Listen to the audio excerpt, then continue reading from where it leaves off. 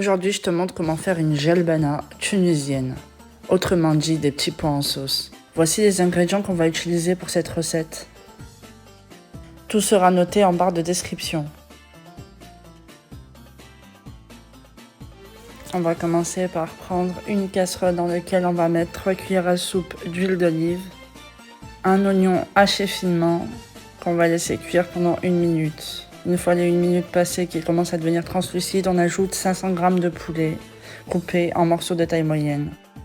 1 cuillère à café de sel, 1 cuillère à café de curcuma et 1 cuillère à café de poivre. On mélange le tout, on laisse saisir un petit peu notre poulet.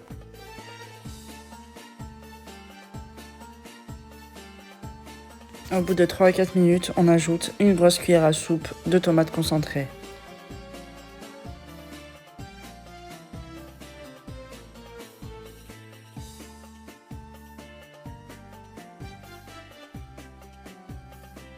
On vient rajouter ensuite une cuillère à café d'harissa.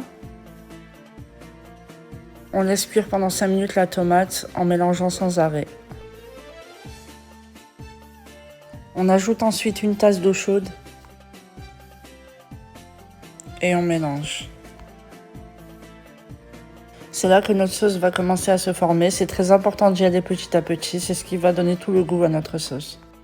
Au bout d'une dizaine de minutes, on vient rajouter une tasse d'eau et on remélange. Ensuite, on ajoute 1 cuillère à café de carvi moulu. Pensez bien à mettre toujours de l'eau chaude, soit une casserole d'eau chaude, soit une bouilloire près de vous. Parce que c'est très important, l'eau chaude, ça n'arrête pas la cuisson. J'ajoute une demi-cuillère à café de coriandre moulu et on mélange. On ajoute aussi 1 cuillère à café de paprika moulu. Et on va laisser cuire pendant 5 minutes.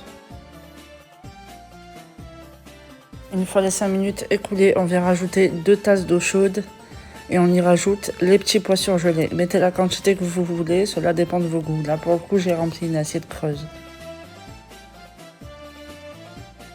On mélange bien et on va laisser cuire pendant 15 minutes sur un feu moyen. On recouvre. On viendra mélanger pendant 15 minutes de nombreuses fois. Une fois les 15 minutes écoulées, on vient rajouter 2 tasses d'eau chaude. Et là, on y met nos 3 patates coupées en quart.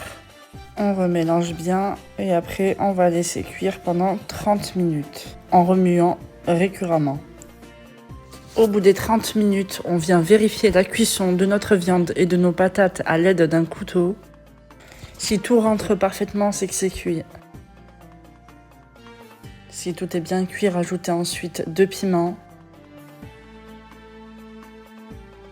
et du persil. Si vous avez du persil frais, c'est mieux. On mélange et là, on va laisser cuire 5 à 10 minutes, juste le temps que les piments ramollissent. Et voilà, c'est prêt. Je passe au service. Je vous souhaite à tous un très bon appétit. N'hésite pas à laisser un like si tu as aimé la vidéo.